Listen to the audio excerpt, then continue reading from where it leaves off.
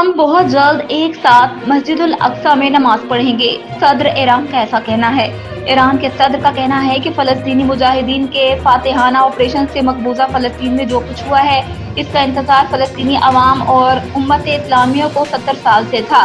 इस्लामी जमहूरिया Iran के सदर सैयद इब्राहिम रईसी ने हमास के सरबराह इस्माइल हनिया से टेलीफोन पर गुफ्तगू करते हुए इस्तकामती महाज के ऑपरेशन तूफान अल अक्सा की कदरदानी करते हुए कहा है कि इस्तकामती महाज के मुजाहिदीन ने ऑपरेशन तूफान अल अक्सा के जरिए मकबूजा फलस्तीन के अंदर अपने शराफतमंदाना और इफ्तिखार आफरी कार्रवाइयों से उम्मत इस्लामिया का सर बुलंद कर दिया है और मुजाहिदीन राह खुदा का फलूदी इरादा गासिब सहूनी हुकूमत पर हतमी फतह की नौबत दे रहा है। सदर ममलिकत ने कहा है कि इंशाअल्लाह हम बहुत जल्द एक साथ मस्जिद उल अक्सा में नमाज पढ़ेंगे। इस टेलीफोनिक गुफ्तगू में हमास के सरबराह इस्माइल हनिया ने कहा है कि सुन्नी दुश्मन के साथ जंग के मैदान में जो कुछ हासिल हुआ है, इसकी तकमील फलस्तीनी कौम की हतमी फतह से हो गई। गजा में इसराइली मज़ालिम के खिलाफ मज़ाहमत करने वाली फलस्तीनी तंजीम हमास ने कहा है कि वो इसराइल के साथ जंग बंदी की बातचीत के लिए तैयार है। हमास के मुताबिक यरगमाल इसराइलियों में दोहरी शहरियत वाले रूसी और चीनी भी मौजूद हैं। हमास के रहनुमा मूसा अबू मरजूक ने अरब मीडिया से गुफ्तगू के दौरान जंग बंदी के सवाल पर हमास के रहनुमा ने जवाब देते हुए कहा कि हमास ऐसी किसी भी कोशिश और तमाम सियासी मुज़ाकरात के लिए तैयार है। वाज़ेह रहे कि गजा में इसराइल के हमलों से शहीद फलस्तीनियों की तादाद 687 हो गई है, जबकि 3726 फलस्तीनी जख्मी हुए हैं। फलस्तीनी वजारत सेहत के मुताबिक गजा में शहीद फलस्तीनियों में 140 बच्चे और 105 खवातीन भी शामिल हैं। तुर्क सदर रजब तैयब उर्दुआन ने फलस्तीनी सदर महमूद अब्बास से टेलीफोनिक राब्ता किया है।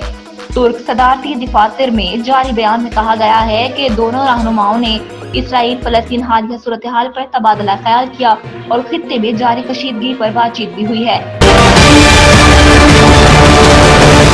अल-कसाम ब्रिगेडियर के तर्जुमान अबू उबैदा का कहना है कि पुरअमन फलस्तीनियों पर हर हमले के बदले एक इसराइली कैदी को हलाक किया जाएगा।